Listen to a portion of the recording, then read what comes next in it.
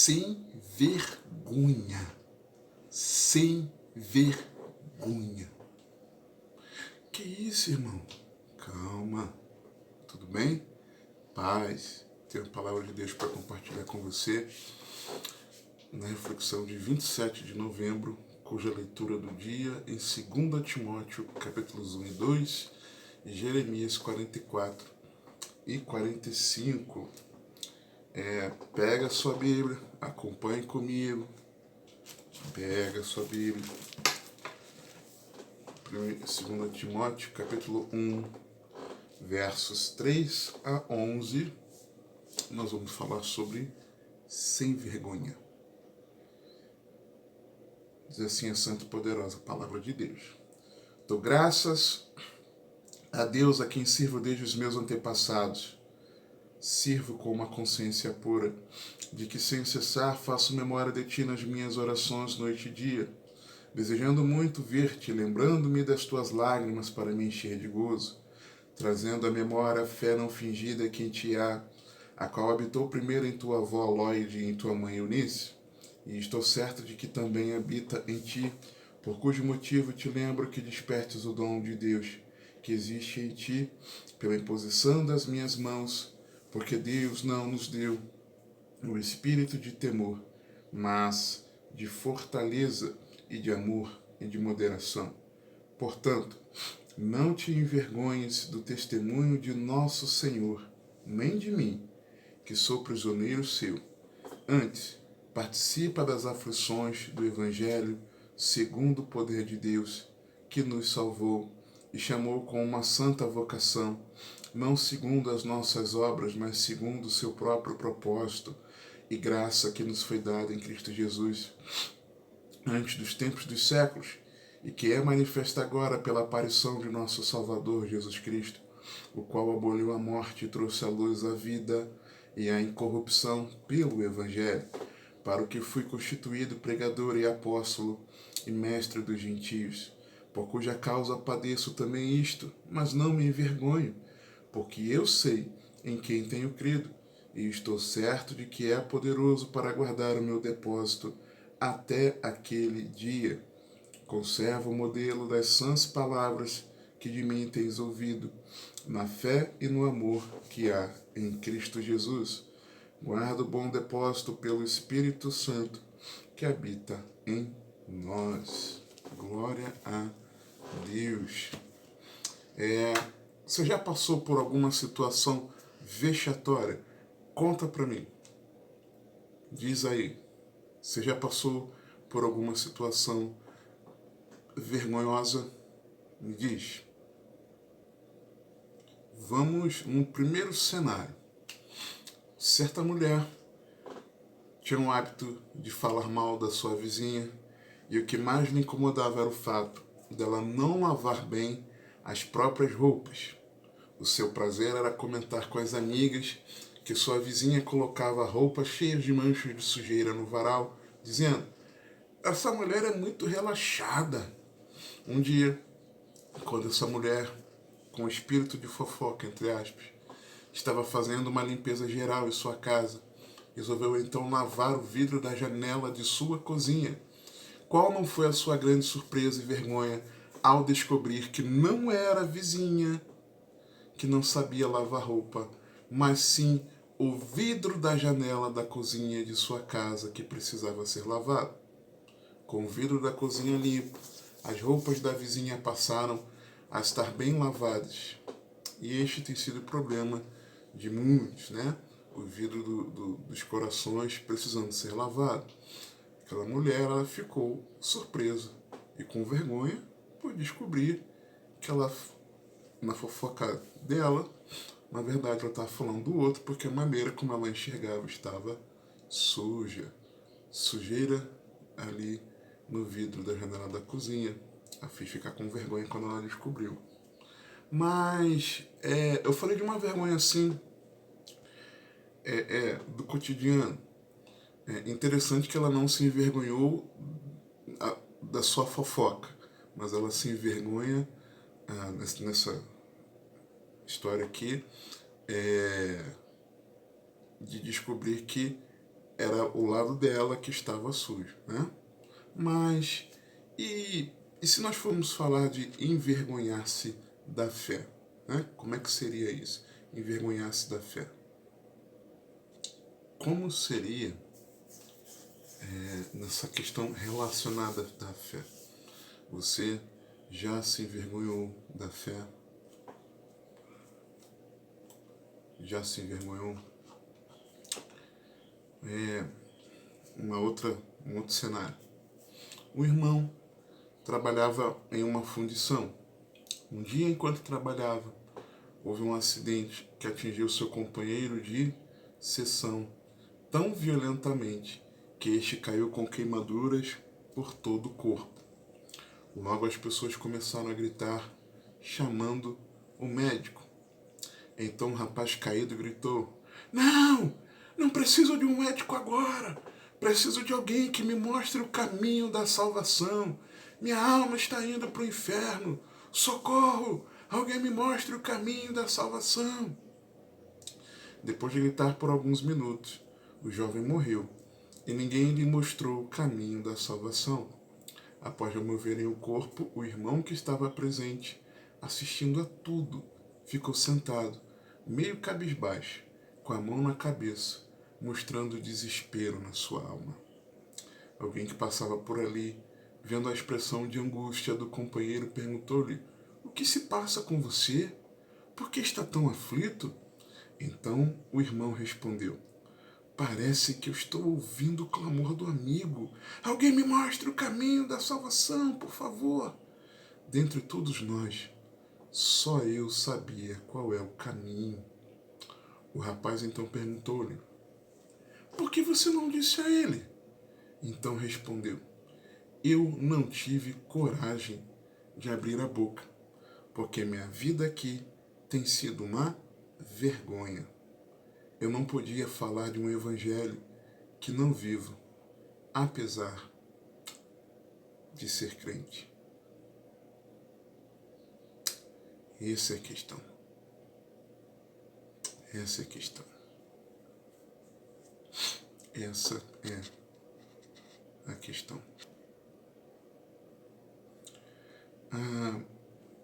Por mais que eu tenha contado aqui uma história, isso retrata muito dos nossos dias. Por quê? Lendo Jeremias, me chamou muito a atenção um texto e eu até comentei em alguma reflexão com base em Jeremias sobre isso, num dado momento de alguma das reflexões. Por quê? É como nos nossos dias com os valores trocados. Jeremias 6, versos 10 e 15. A quem falarei e testemunharei para que ouça?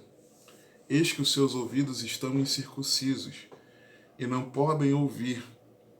Eis que a palavra do Senhor é para eles coisa vergonhosa e não gostam dela. Vergonha da palavra. Tá? 15. Porventura envergonham-se de cometer abominação? Pelo contrário, de maneira nenhuma se envergonham, nem tampouco sabem que coisa é envergonhar-se. Portanto, cairão entre os que caem, no tempo em que eu os visitar, tropeçarão, diz o Senhor. Muitos hoje em dia não têm vergonha da prática do pecado, mas têm vergonha de Cristo e do Evangelho de Cristo. Tem vergonha da caminhada cristã. Muitos estão acanhados, envergonhados daquilo que não deveriam estar, mas deveriam ser sem vergonha. Isso, sem vergonha. É o que todos nós que nos dizemos de Cristo deveríamos ser. Mas é importante ressaltar algo. Deus não se envergonha de ser o Deus de quem tem fé nele. Hebreus 11, 13 e 16. Todos estes morreram na fé, sem terem recebido as promessas, mas vendo-as de longe e crendo-as e abraçando-as, confessaram que eram estrangeiros e peregrinos na terra, porque os que isto dizem claramente mostram que buscam uma pátria. E se na verdade se lembrassem daquela de onde haviam saído, teriam a oportunidade de tornar. Mas agora desejam uma melhor, isto é, a celestial. Por isso também Deus não se envergonha deles de se chamar seu Deus, porque já lhes preparou uma cidade. No contexto aqui falando dos patriarcas. E a família, né? Patriarcal de Abraão. E seu filho, seu neto, desejam uma melhor, a celestial, pela fé. Morreram na fé da cidade celestial. Deus preparou para eles uma cidade e não se envergonhava de ser o seu Deus. Não se envergonha. E de nós?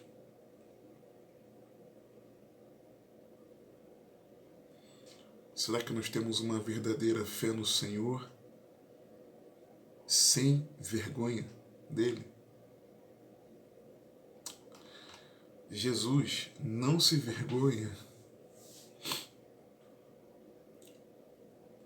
de nos chamar de irmãos quando nele somos santificados.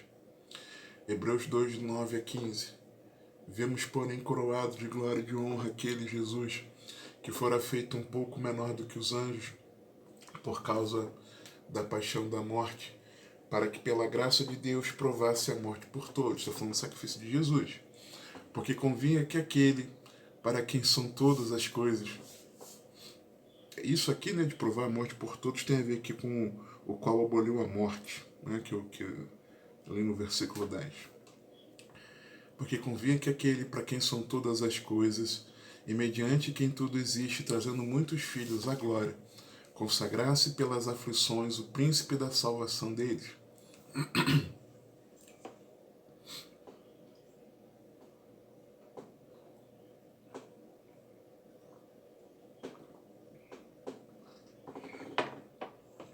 Porque assim o que santifica, como os que são santificados, são todos de um, por cuja causa não se envergonha deles chamar irmãos. Recebemos o poder de sermos feitos filhos de Deus, os que creem no seu nome. Ele é o primogênito entre muitos irmãos, dizendo: anunciarei o teu nome a meus irmãos, cantar-te-ei louvores no meio da congregação. E outra vez, porém nele a minha confiança, e outra vez, eis-me aqui a mim e aos filhos que Deus me deu. E visto como os filhos participam da carne e do sangue, também ele participou das mesmas coisas, para que pela morte aniquilasse que tinha o império da morte, isto é, o diabo, e livrasse todos os que com medo da morte estavam por toda a vida sujeitos à servidão. Jesus não se envergonhou de ter se humilhado em forma humana para nos salvar. Vamos continuar pensando aqui? É vergonhoso, a Bíblia nos mostra, ser precipitado. Provérbios 18, 13. O que responde antes de ouvir, comete estultícia que é para a vergonha sua. Praticar o pecado é vergonhoso. Provérbios 14, 34. A justiça exalta os povos, mas o pecado é a vergonha das nações. Ser malicioso, por isso que as tribos de todos os lados ficaram apavorados com o retorno do Senhor, por causa do pecado. Ser malicioso e falsificador da palavra também é vergonhoso. 2 Coríntios 4, 1 e 2. Por isso, tendo este ministério, segundo a misericórdia que nos foi feita, não desfalecemos. Antes rejeitamos as coisas que por vergonha se ocultam, não andando com astúcia, nem falsificando a palavra de Deus. E assim nos recomendamos à consciência de todo homem, na presença de Deus pela manifestação da verdade. A velha vida, antes do Senhor, é vergonhosa. Romanos 6, 20 a 23. Porque quando erais servos do pecado, estáveis livres da justiça, e que fruto tinhas então das coisas de que agora vos envergonhais? Porque o fim delas é a morte. Mas agora, libertados do pecado e feitos servos de Deus, tendes o vosso fruto para a santificação e por fim a vida eterna. Porque o salário do pecado é a morte, mas o dom gratuito de Deus é a vida eterna por Cristo Jesus, nosso Senhor. Que fruto tinhas então das coisas de que agora vos envergonhais? Aquilo que fazia na velha vida, escravo das trevas. Expor a igreja é vergonha. 1 Coríntios 6, 1 a 9. É vergonhoso. Ousa algum de vós, tendo algum negócio contra outro, ir a juízo perante os injustos e não perante os santos? Não sabeis vós que os santos hão de julgar o mundo? Ora, se o mundo deve ser julgado por vós, sois porventura indignos de julgar as coisas mínimas? Não sabeis vós que havemos de julgar os anjos, quanto mais as coisas pertencentes a esta vida? Então, se tiverdes negócios em juízo, pertencentes a esta vida, pondes para julgá-los os que são de menos estima na igreja, para vos envergonhar, o digo. Não há, pois, entre vós sábios, nem mesmo um que possa julgar entre seus irmãos, mas o irmão vai a juízo com o irmão, e isto perante infiéis? Na verdade, é já realmente uma falta entre vós terdes demandas, uns contra os outros. Por que não sofreis antes a injustiça? Por que não sofreis antes o dano? Mas vós mesmos fazeis a injustiça e fazeis o dano, e isto aos irmãos. Não sabeis que os injustos não hão de herdar o reino de Deus? É vergonhoso. É vergonhoso expor a igreja diante do mundo. É vergonhoso.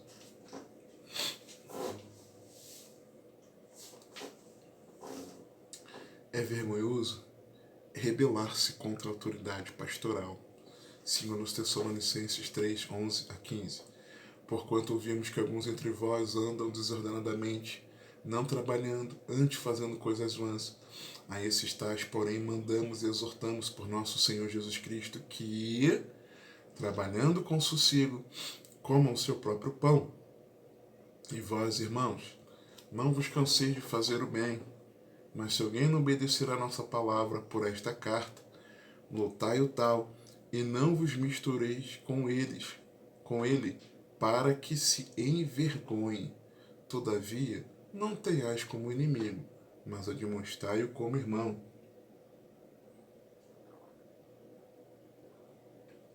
É vergonhoso ser avarento. 2 Coríntios 9, 1 a 5. Quanto à administração que se faz a favor dos santos, não necessito escrever-vos, porque bem sei a prontidão do vosso ânimo, da qual me glorio de vós para com os macedônios, que a Acaia está pronta desde o ano passado, e o vosso zelo tem estimulado muitos. Mas enviei esses irmãos, para que a nossa glória cerca de vós não seja vã nesta parte, para que, como já disse, possais estar prontos, a fim de, se acaso os macedônios vierem comigo e vos acharem desapercebidos, não nos envergonharmos nós, para não dizermos vós, deste firme fundamento de glória. Portanto, tive por coisa necessária exortar estes irmãos, para que primeiro fossem ter convosco e preparassem de antemão a vossa bênção, já antes anunciada, para que esteja pronta como bênção e não como avareza. Porque eles eram avarentos, Paulo sabia, tanto é que ele trabalhava para não pedir a eles, exigir deles a provisão como pastor ali da igreja. Ele trabalhava, lembra? Fazendo tendas com Áquila e Priscila. Paulo sabia que eles eram avarentos. E por serem avarentos, olha, pessoal, vocês falaram que iam ajudar os irmãos nessa coleta que eu estou fazendo para os crentes na Judéia. Quando Paulo levou para aquela viagem a Jerusalém, de onde ele foi preso, depois foi para Roma, teve um naufrágio. Paulo sabia e avisa, vocês falaram que vão ajudar? Bem, tô lembrando aqui, pessoal, para que vocês não fiquem só nas palavras. Para que eu não fique com vergonha, para não dizer vocês, né? Se vocês só falarem e não cumprirem essa generosidade que vocês estão dizendo que vão contribuir. Tudo bem? Tá ok? É vergonhoso desprezar o corpo de Cristo. 1 Coríntios 11, 17 a 22. Nisto, porém, que vou dizer-vos, não vos louvo, porquanto vos ajuntais não para melhor, senão para pior, porque antes de tudo ouço que quando vos ajuntais na igreja, há entre vós dissensões, e em parte o creio, e até importa que haja entre vós heresias, para que os que são sinceros se manifestem entre vós, de sorte que quando vos ajuntais num lugar não é para comer a ceia do Senhor, porque comendo cada um toma antecipadamente a sua própria ceia, e assim um tem fome e o outro embriaga-se. Não tendes porventura casas para comer e para beber? Ou desprezais a igreja de Deus e envergonhais os que nada têm? Que vos direi? Louvar-vos-ei nisto? Não vos louvo. Pode ser que o acanhamento, não sei se existe essa palavra, né? Mas a vergonha,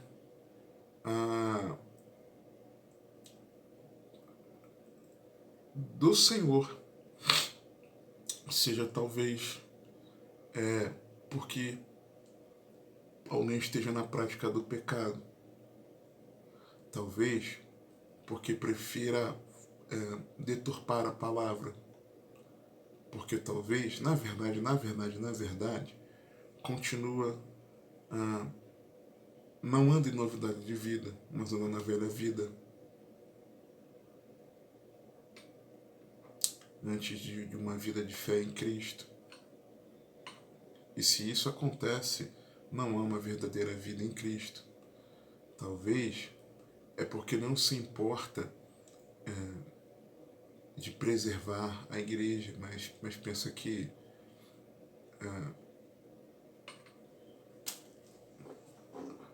o Estado tem a plena ingerência sobre a igreja.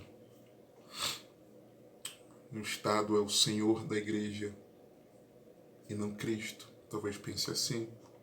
E aí expõe a igreja. Talvez porque seja insubmisso.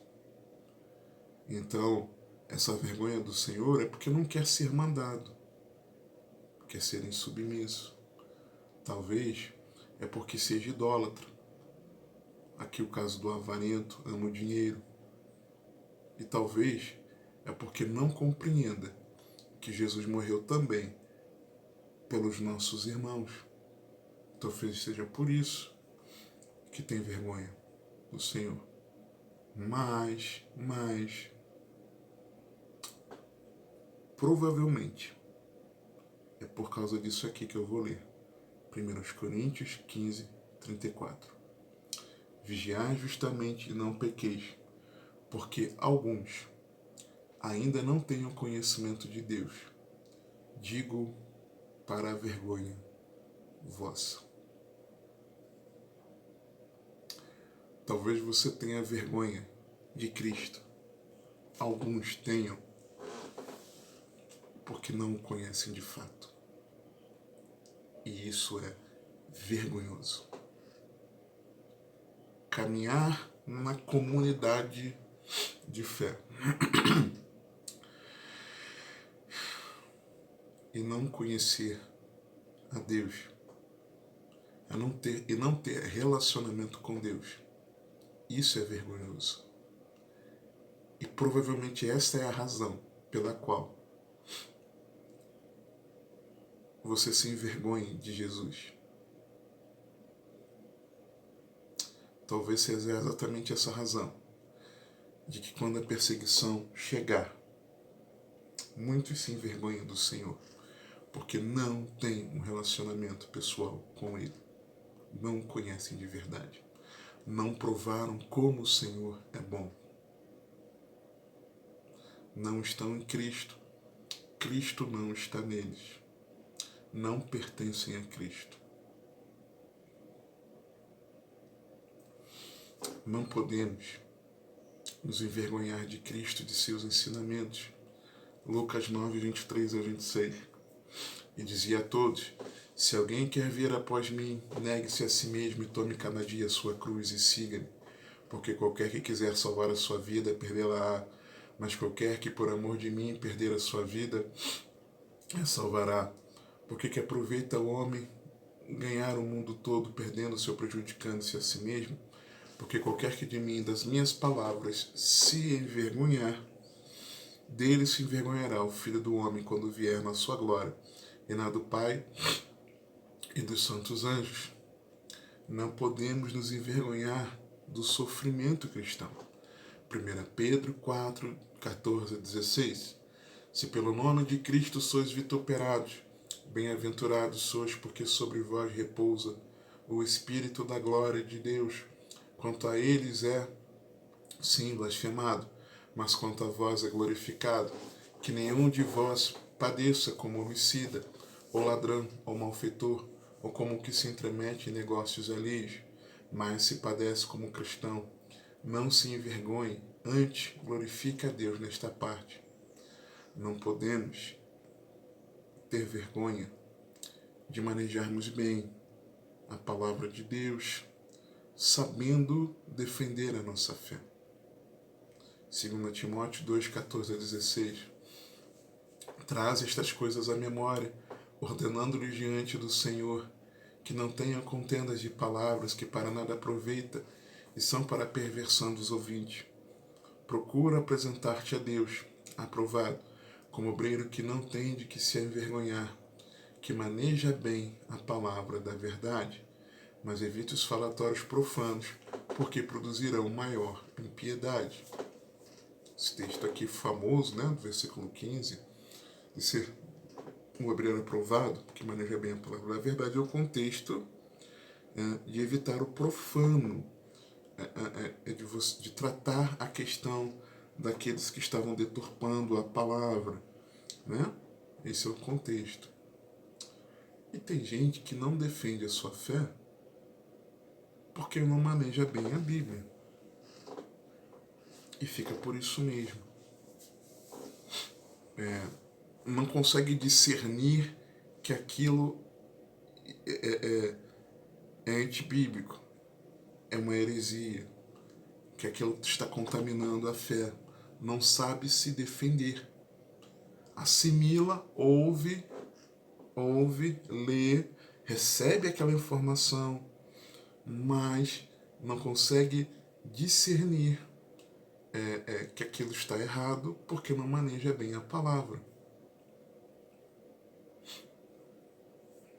E se envergonha nisso, porque não está sendo um obreiro aprovado. Não podemos ter vergonha da autoridade espiritual que Deus nos confere. 2 Coríntios 10, 8 a 11. Porque ainda que eu me glorie mais alguma coisa do nosso poder, o qual o Senhor nos deu para a edificação e não para a vossa destruição, não me envergonharei, para que não pareça como se quiser intimidar-vos por cartas, porque as suas cartas dizem são graves e fortes, mas a presença do corpo é fraca, e a palavra é desprezível. Pense o tal isto, que quais somos na palavra por cartas, estando ausentes, tais seremos também por obra estando presentes. Eu tenho um temperamento mais retraído? Tenho. Já falei aqui algumas vezes.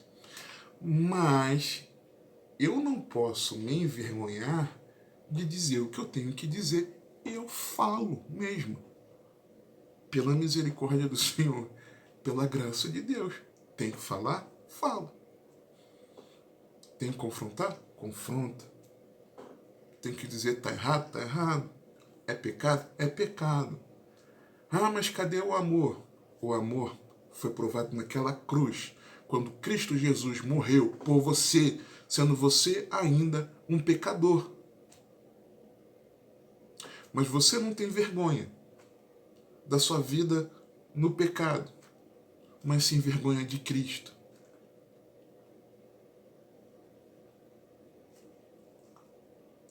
Não podemos nos envergonhar do Evangelho de Cristo.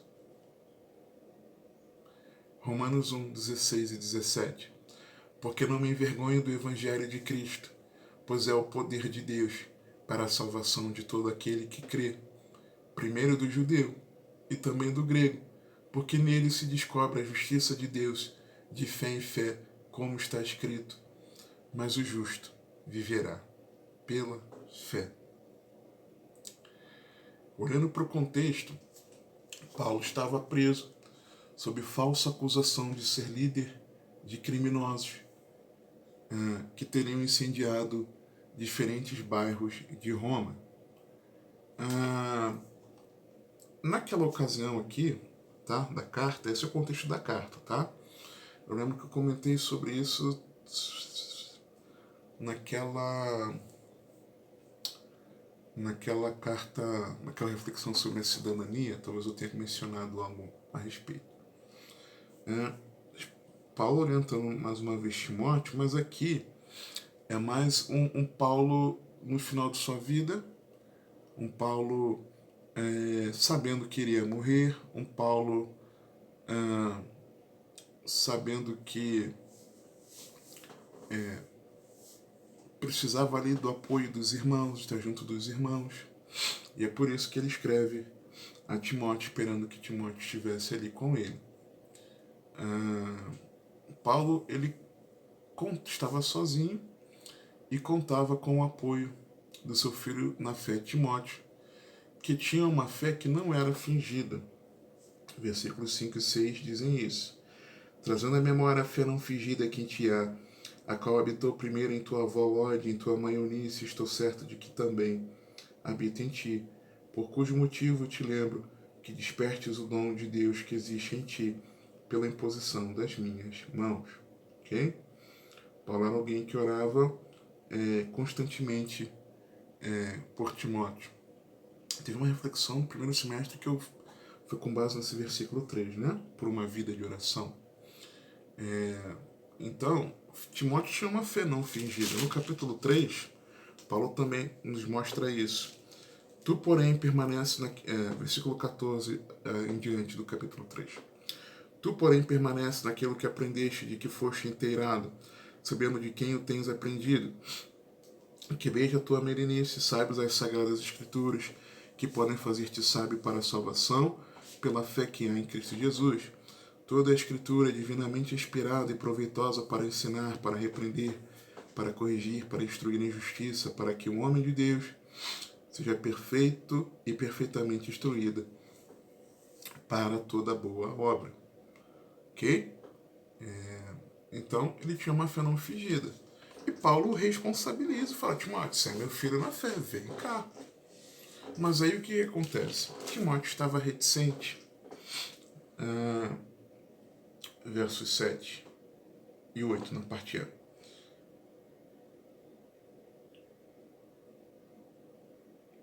Porque Deus não nos deu o espírito de temor, mas de fortaleza, de amor e de moderação. Portanto, não te envergonhes do testemunho de nosso Senhor, nem de mim que sou prisioneiro seu. Ok? Ele estava reticente. Em oposição à atitude de Onesíforo. Olha o versículo 16. O Senhor conceda misericórdia à casa de Onesíforo, porque muitas vezes me recreou e não se envergonhou das minhas cadeias. Antes, Vindo ele a Roma, com muito cuidado me procurou e me achou. O Senhor lhe conceda que naquele dia ache misericórdia diante do Senhor. E quanto me ajudou em Éfeso, melhor o sabes tu. E é interessante que Timóteo era alguém com uma fé não fingida, mas naquele momento ele estava reticente. Então, como? Como não ter vergonha do Evangelho? Primeiro, enxergar que a vida cristã ela passa por sofrimentos, porque no versículo 8 ele diz: portanto, não te envergonhes do testemunho de nosso Senhor, nem de mim que sou prisioneiro. Antes, participa das aflições do Evangelho, segundo o poder de Deus. E aí, temos o exemplo dos versos 1 a 13 do capítulo 2, quando, por exemplo, ele diz: tu, pois, meu filho, fortifica-te na graça que há em Cristo Jesus, e o que de mim entre muitas testemunhas ouviste, confia a homens fiéis, que sejam idôneos para também ensinarem a outros. Tu, pois, sofre as aflições como bom soldado de Jesus Cristo. E aí fala, né, de militar legitimamente, fala do lavrador, fala de como ele, Paulo, sofria, e aí ele diz do 11 a 13, palavra fiel é esta, que se morrermos com ele, também com ele viveremos, se sofrermos, também com ele reinaremos. Se o negarmos, também ele nos negará.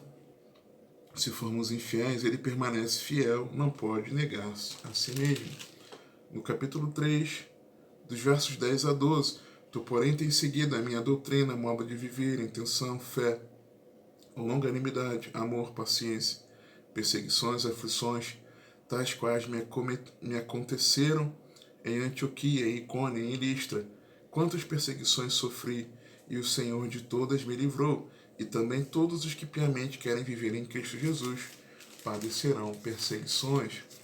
E no capítulo 4 também, verso 5, ele diz: mas tu ser sóbrio em tudo, sofre as aflições, faze a obra de um evangelista, cumpre o teu ministério.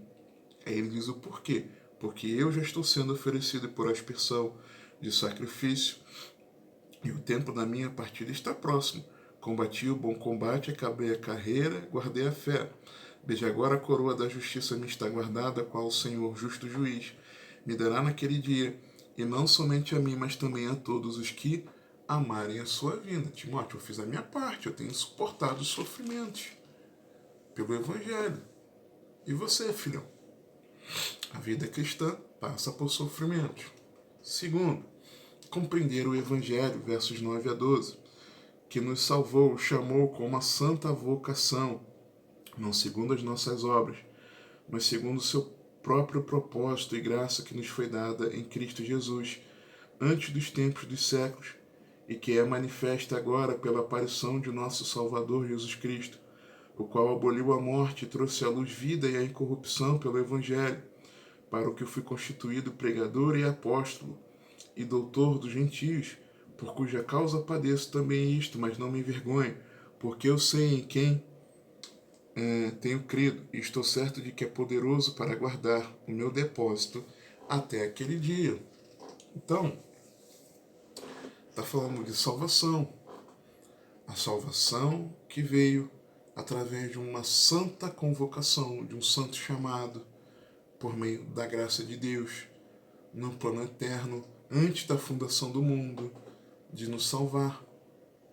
De salvar pela fé, de nos justificar pela fé no seu Filho, quando o Verbo se fez carne, vivendo uma vida sem pecado, nascido sem pecado, morrendo sem pecado, levando sobre si os nossos pecados, morrendo a nossa morte, para que fôssemos livres da morte, para que a vida fosse levada à luz, andando nós não mais em trevas, mas numa novidade de vida, trazendo a incorrupção, a ressurreição desse corpo, um corpo glorioso. e é poderoso para guardar o nosso depósito até aquele dia. Que dia? O dia que ele vai rasgar os céus com poder e glória, para resgatar todo aquele que dele não se envergonhar. É preciso compreender o Evangelho. Terceiro, comprometer-se também com a palavra, versículo 13. Conserva o modelo das sãs palavras que de mim tens ouvido, na fé e no amor que há em Cristo Jesus. Conserva o modelo das sãs palavras que de mim tens ouvido, na fé e no amor que há em Cristo Jesus. Em algumas versões diz, mantém o padrão. Mantém o padrão. Conservar o modelo das sãs palavras que de mim tens ouvido. Comprometa-se com o ensino da palavra. Comprometa-se em viver a palavra. Comprometa-se com a palavra. Em quarto lugar, ter comunhão com o Espírito Santo. Guarda o bom depósito pelo Espírito Santo que habita em vós, em nós. Enxergar que a vida cristã passa por sofrimentos. Compreender o Evangelho. Comprometer-se com a palavra e ter comunhão com o Espírito Santo. Se você achar que a vida cristã não passa por sofrimentos, se você não entender que foi uma troca ali, naquela cruz, o Senhor entregou a sua vida por nós, para que vivamos a sua vida, para que andemos em novidade de vida, para que tenhamos a expectativa do seu retorno, vivamos para a glória de Deus. Nós temos uma genuína fé. Se nós não nos comprometermos em viver a palavra, o que a Bíblia diz, então é isso que eu vou viver. E se nós também não tivermos uma comunhão com o Espírito Santo, nós vamos nos envergonhar de Cristo e do seu Evangelho. Mas você e eu precisamos ser sem vergonha. Você precisa ser sem vergonha. Eu preciso ser sem vergonha do Senhor e do seu Evangelho. Que o Senhor te abençoe e te guarde. Que Ele te conduza e governe a sua vida, porque você tem acesso.